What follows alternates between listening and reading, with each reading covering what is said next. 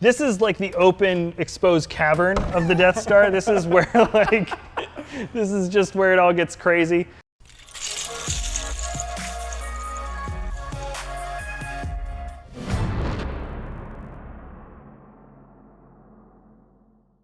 Hey everyone, Joshua Hanlon here, and today I'm in San Diego and joined by Jack from Brick Vault, and he's going to be showing us around the whole Brick Vault Studios storage display area and all of this awesome space that they have to set up really cool Lego stuff that the rest of us don't have room for. So we're going to dive right in here and start in this room, and if you just want to talk about what you guys use this room for. All right, so I think I might have said this earlier when we were hanging out, but it's sort of like our whole studio area is kind of like the Death Star 2.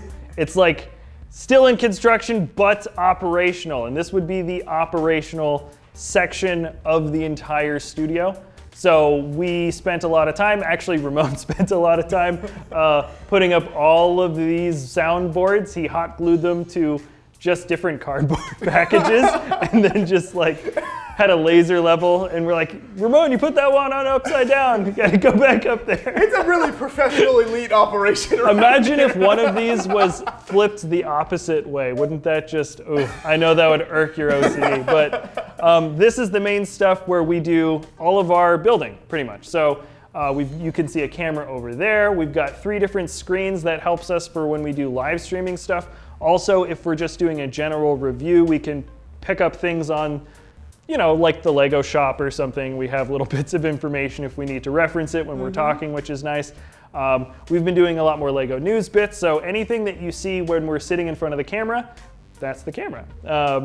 And we do a lot of our custom building and designing. We've got a lot of space for building there. When we do like a live streaming party, where it'll be like Mike, Ramon, and I will all get a bunch of new sets, and we'll all just sit down and build for a few hours, so we have enough space where everyone can just kind of lay out and just build as much as we want. And then when we really want to start getting crazy with custom builds, that's when we start pulling drawers out and everything from our organization place, and just spread everything out. And recently, behind you guys is where we've started doing a little bit more custom building tables, where now we can actually roll it around, which is super I like fun. that, yeah. Yeah. Well, I set them up on a stand. Maybe I shouldn't do that.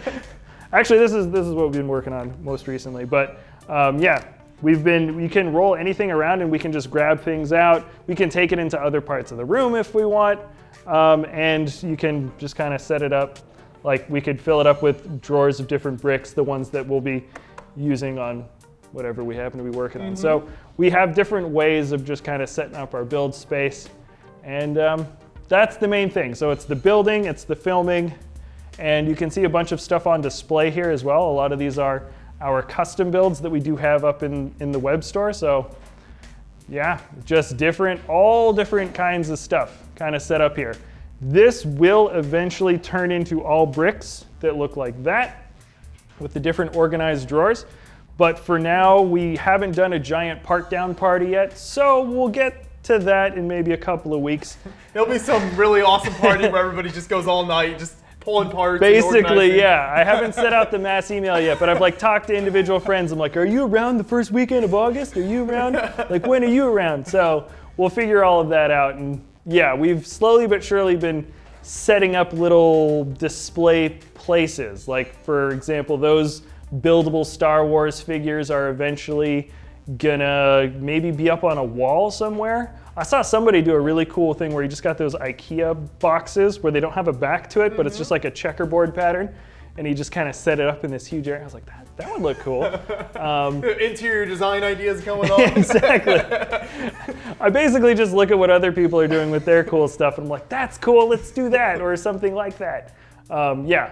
Maybe we'll do that coffee table thing that everybody does with the Falcon. I mean, you can find someplace better than the floor for the Millennium Falcon. That's true. Actually, we do have a spot for that eventually in a larger grand scheme of blocks. Oh wait, actually, I didn't show you guys what we're doing right now with the Ghost, which is kind of fun.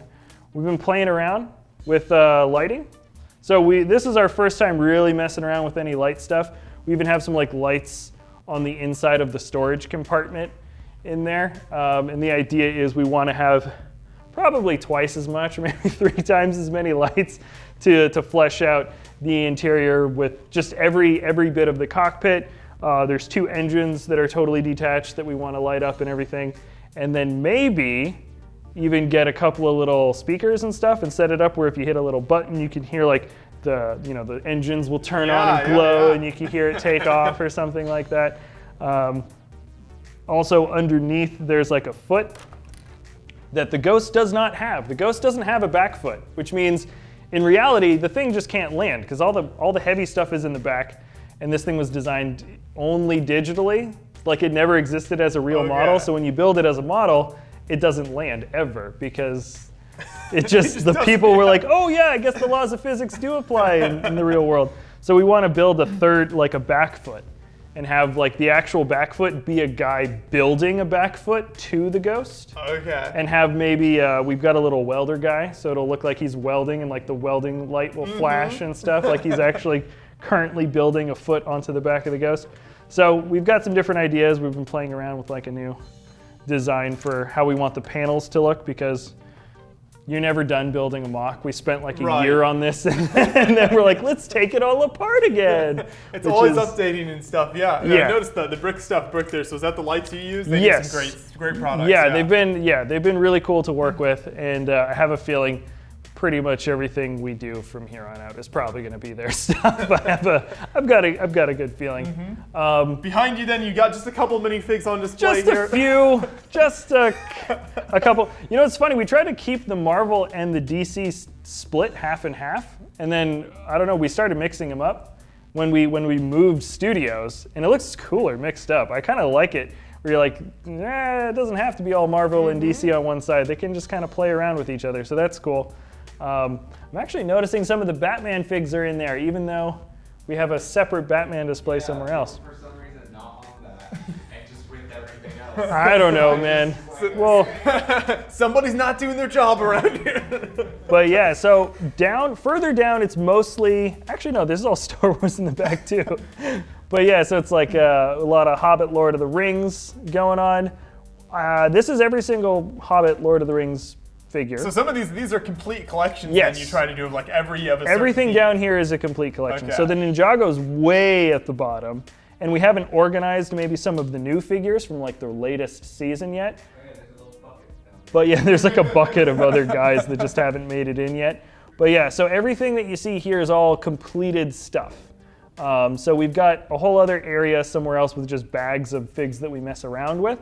But this is all stuff that's very much like the no touchy. Like if we lose one, then it's just going to be one unique guy that's out there. But we have a lot of repeats that we keep in sort of a different section.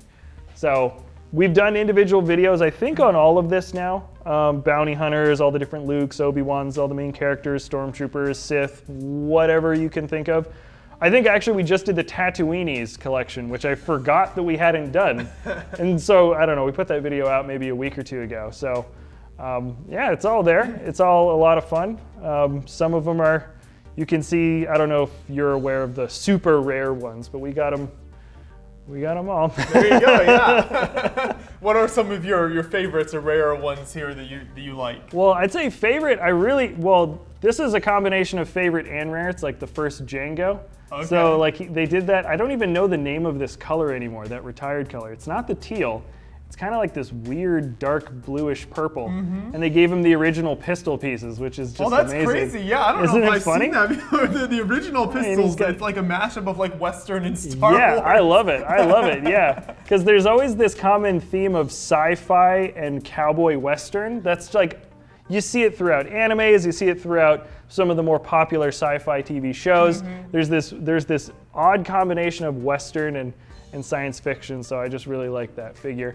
But I don't know, there's so many the mix of the original yellow figs from the first few years of Star Wars before they started doing the flesh color. It's funny, they kept the Star Wars figs yellow longer than other themes. So in other themes during like the early 2000s, they were already producing like city figs and other theme figs with flesh tones. Okay. And then it was only up until like 2003 that they're like, all right, Star Wars is doing it too. But other than that, Star Wars has actually been pretty innovative when it comes to you see a new type of piece coming out for a minifigure, a lot of the time that came out for like Star Wars the first time. Like Yoda, the first Yoda was the first guy with short legs. Okay. They never did that before until they did it with Yoda. And there's probably a few other examples I'm totally forgetting, but they've definitely, or like the arm printing, that happened with Boba Fett, and it happened with Greedo. So, and I think maybe a couple others, but it was like the first times they started messing around with new ways to show minifigs was often within the Star Wars universe, just because I think those were the themes that were selling really well during those years, and so they're like, how cool can we make it look? And that's kind of why some of like the Boba Fett is really rare. And the crazy Star Wars characters lend themselves to that. Totally, yeah, they're totally nuts. And then this is the less operational part of the. It kind of looks like a FEMA disaster. Yeah, it's like where you're like laying out all the effects or something, and that very much is that way, because I've been, for the past couple of weeks, been like, oh, I want to work on this project that I was halfway through when we moved. Where is the rest of it? I found one ship, but I don't know where the other ship is. So that's what we've been doing. Some of this stuff, most of this stuff is sets. You can see pretty much all of it, in fact, are leftover sets. And then they're eventually going to get thrown into bins like that. And then we're going to have a massive, massive part down party, because even if we do get our display shelves set up within the next couple of weeks, it's going to fill up in like a day. And then we're going to be like, come on, we want to fill it up with more stuff or cooler stuff or more custom stuff. So yeah, for the most part, this is all going to get completely taken down, minus maybe some of the modular creator stuff. We haven't moved everything into the room where we're building our city just yet, but yeah. So it's all Minecraft in there. Maybe we'll break it down and make one big Minecraft build or Minecraft something. is always popular. Yeah, it's a perfect theme to lend over to Lego. And you can see some of the stuff is broken, and we've tried to keep the broken bits together as best we can. Most of it was just from the move. We packed everything into a U-Haul, and it would literally just, like, we'd be driving, and you'd slam the brakes on just a little too hard, and you're Never a good sound. No, Yeah. but you get used to it eventually with this many bricks. Because you said, let's see, this is just what, last couple months you moved into this space, which is why everything looks like this at this point. Yeah, so we probably moved close to 500,000 bricks. Really? And the majority of them were already built. Okay. So it was a huge, huge undertaking. It couldn't be just like bins of pieces. You actually had all these builds. You had to actually do something. Most of it was pre-built. Like we went to Star Wars Days at Legoland it was actually that weekend. Star Wars Days at Legoland was the weekend we were moving. So I packed all the stuff up, the Ghost and that giant sand crawler from the event, and just drove it to the new studio and left it in this corner. I was like, I'll unwrap you later. And it's still been 2 months and I haven't unwrapped it yet. Made it perfectly all the way through, and then somebody kicked it around the roof. Look at that.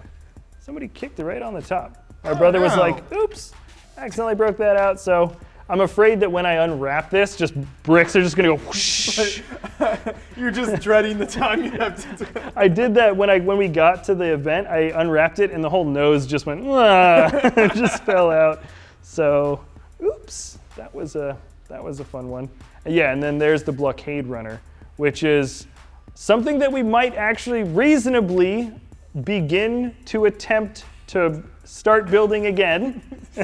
Something like that, you know? Within the next 6 months to a year. But that's supposed to be like 12 feet long when it's completed, because the head is probably the smallest part of that ship. And that's supposed to be perfect minifig scale. It actually is supposed to scale just right with the shuttle, the Tidarium. So those should scale the same way to each other, which is kind of fun. Perfect, yeah. And that's part of what we're doing. Like the sand crawler would scale perfectly. And eventually we want to start building out a huge, giant Star Wars universe where everything kind of looks like how it would look, as well as you can get it in the movies. Because the movies are very imprecise. So there's this constant battle we always have with people back and forth online, because there's the official measurements for ships. Okay. And then you actually look at what it looks like in the movies, and so there's Things groups are out of scale people or whatever. Yeah, because it's like, oh, let's put that AT-AT in the corner. you know what? Let's make it a little bit bigger because it would look cooler if it was there. Oh wait, the tip of that mountain's in the way. Let's just change the size of the ship for a second in the one shot, and then it throws everything off. So we're constantly playing around with scales and stuff, but it's a fun sort of limitation to put on yourself as a builder, and it forces you, I think, to be a bit more creative instead of like, ooh, I found the right shape, found the right size for something, I'm gonna go with that. That's great. But when you're like, it has to be a certain size or shape, what weird things do I have to think of now in order to get that to fit? Right. That's like a fun thing to play around with, and something I think you just get more into as you get older. But I don't know. You've got all of the, I know you've talked about how you want to have the big displays, like city displays and Star Wars displays Yes. here. Is there any plans to take any of that stuff on the road to conventions eventually, or is it pretty much just all permanent displays here? Some of the stuff for sure, like Star Wars Days, maybe Bricks LA, some of the closer stuff. Right, yeah. And maybe if we do a giant, big display for to build like a giant Yavin or a giant Tatooine, we'd bring maybe not all of it, but like some cool big part of it or something. We don't know yet. We'd have to build it first. Right, exactly. Once it's actually built, then you can figure it out. And then we can worry about moving it. Every time we build something big, it's always right before a convention. So we're like, we just built it. Please don't break. We just finished you. That was the Ghost. That was the Sandcrawler. It was always like a week or two before a convention, which is kind of always the case. You always meet a guy and he's still building it like at the place. But yeah, so this is all going to turn into giant displays sort of towards the middle. We want to have minifigures and maybe brick heads and brick built figs and other things along the walls and whatever else we can think of. So this will be a giant display and play area. Actually, it'd be cool to set up an area with like a bunch of Lego sets that were like play sets, like the maze from Ideas. Oh, right, yeah. And like the Guess Who kind of game. And they made a few others that Things were that just are more interactive. Yeah, like the interactive, like the soccer field, you know, with the sports. I don't know. You can do. Sure, yeah. I mean, you got the space to be creative with it. You know, you can set up all sorts of cool stuff. Yeah. So the more open we can make it and interactive and just kind of easy-going and have it, you know, because we want to eventually start having people come through, because that's the fun part. Yeah. And then we've got this is like the open exposed cavern of the Death Star. This is where this is just where it all gets crazy. You can't see it in the video, but it's way hotter in here because we haven't turned on the AC unit.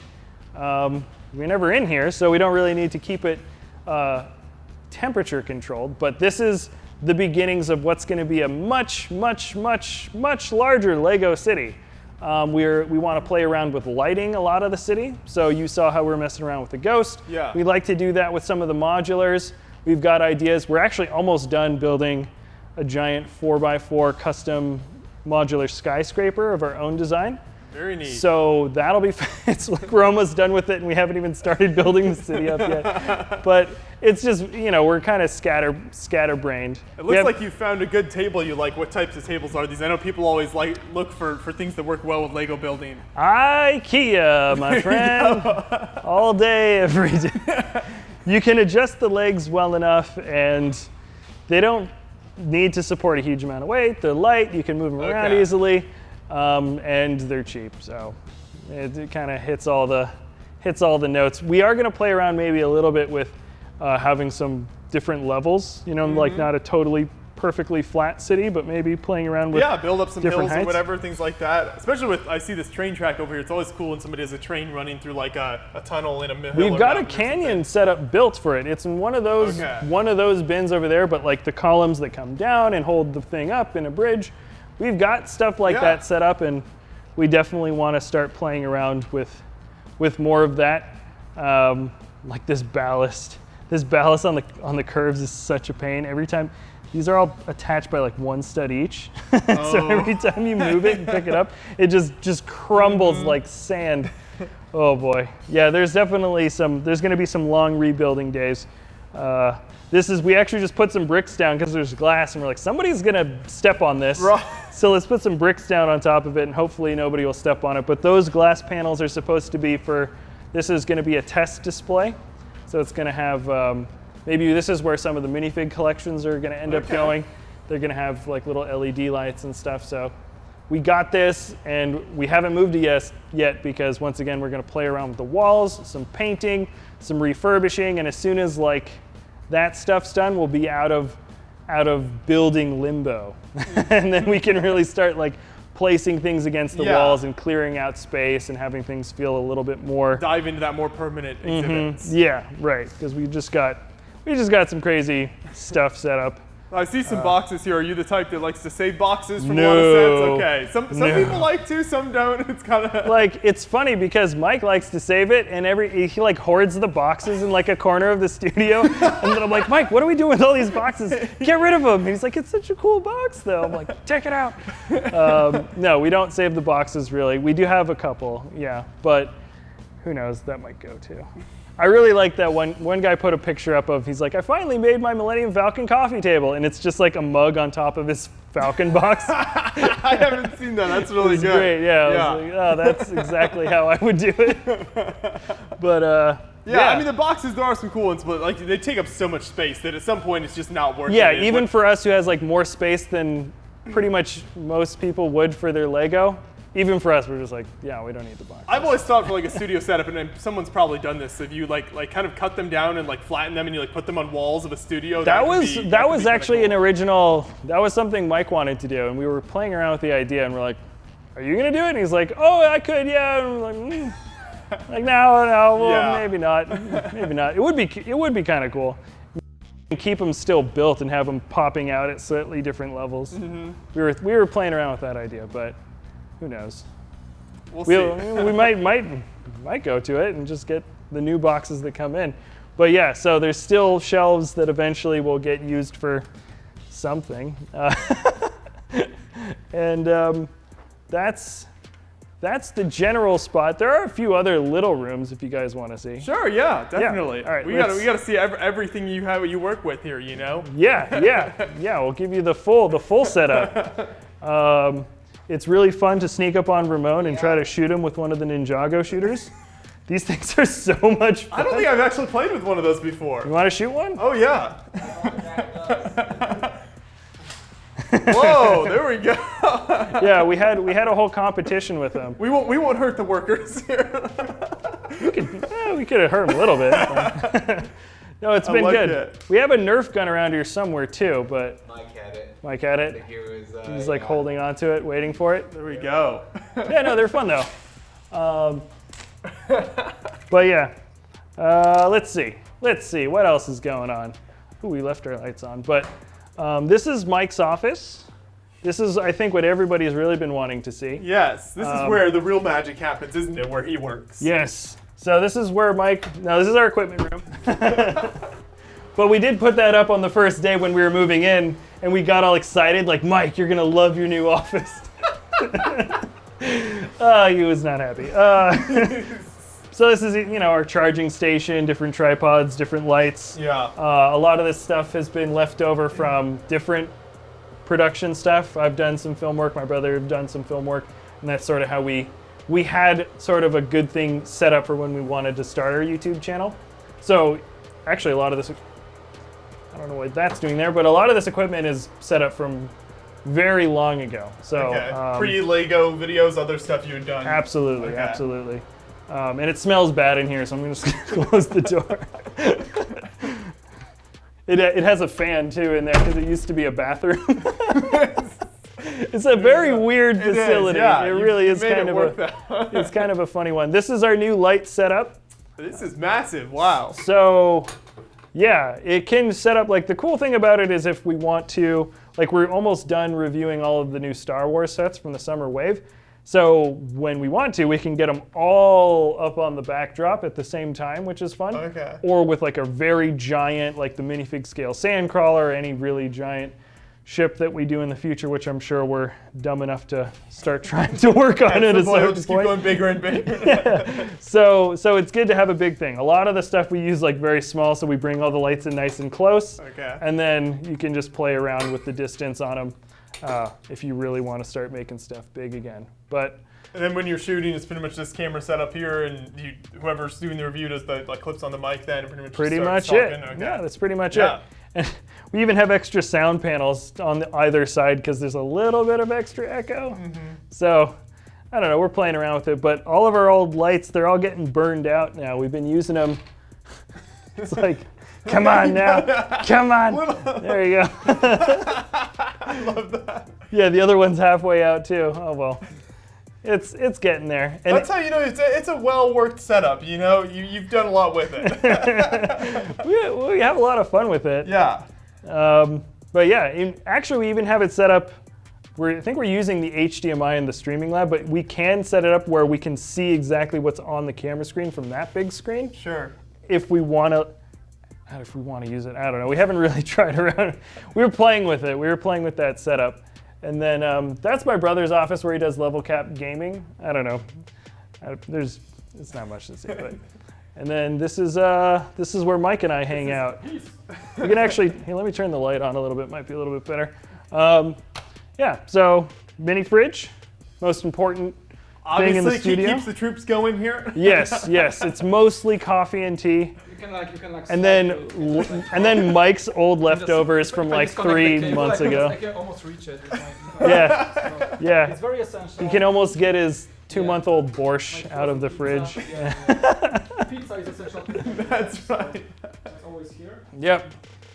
We've got some whiteboards set up for weekly schedule stuff. This is all from last week. You guys Every studio setup needs a good whiteboard, kind of workflows. Yeah, usually we do like a Monday morning breakdown where I've got kind of a setup for the week. But this Monday, nobody was here during Monday. Oh wait, no, Ramon was there. He's raising his.